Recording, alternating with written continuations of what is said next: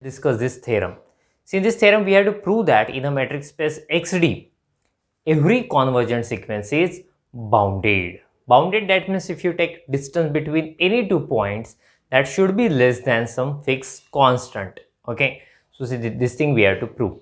See, we will start with a given information. Let XD be a metric space, and here I have assumed one convergent sequence Xn which converges to X. Okay, and we have to prove that sequence Xn is bounded.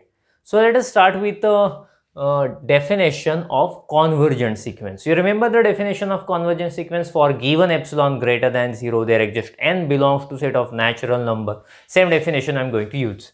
So therefore, instead of given epsilon, I will select epsilon is equal to 1, which is greater than 0. There exists n belongs to set of natural number such that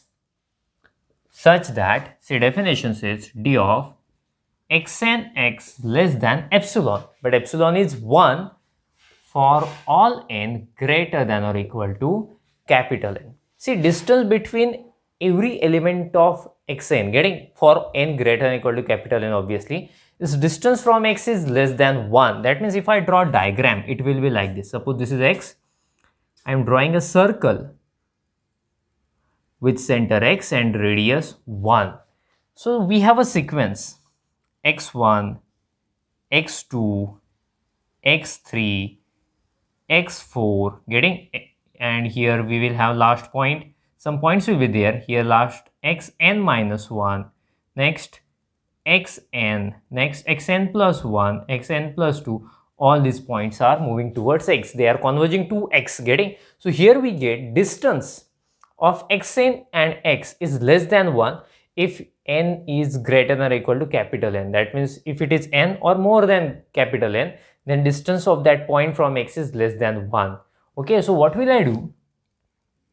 I am going to take, let m is equal to maximum of distance between x1 and x. This distance between x1 and x. Distance between x2 and x, distance between x2 and x, and so on. Distance between xn minus 1 and x, distance between xn minus 1 and less than x, and 1. I am writing 1 since we know that if you go further, distance of that point from x is less than 1, less than its radius, so that thing we know, getting. So I consider this 1 and distance between all terms from x, whatever the maximum distance, that will be m. So in this diagram you can easily see x1 is at maximum distance from x. So whatever the distance this one we are getting, so that is our m. Okay, so therefore what we get, so therefore we can write, therefore distance between xn and x is less than or equal to m for all n belongs to set of natural number, getting. So if you take any point of a sequence and x, so distance is since maximum distance is m, so the remaining distance will be less than or equal to m. We had got the same thing here, but this is true for n greater than or equal to n, and this is true for all natural numbers, getting. So this is very important. We have got, I am calling it as inequality number 1.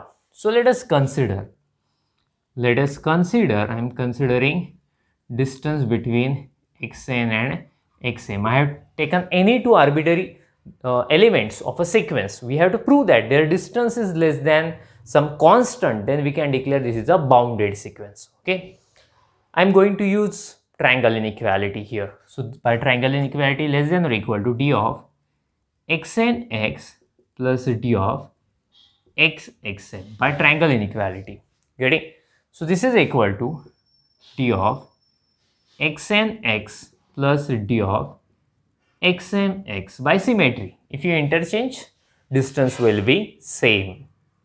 See, this is less than m, less than or equal to m, plus this is also less than or equal to m, since this is true for all natural numbers.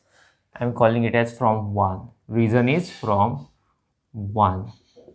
M plus m to m. That means if you take any 2 points of a sequence, distance between them is less than or equal to constant 2m. So therefore the given sequence xn is a bounded sequence. So therefore, sequence xn is a bounded sequence. So in this way we proved every convergent sequence is bounded. Thank you. Bye bye.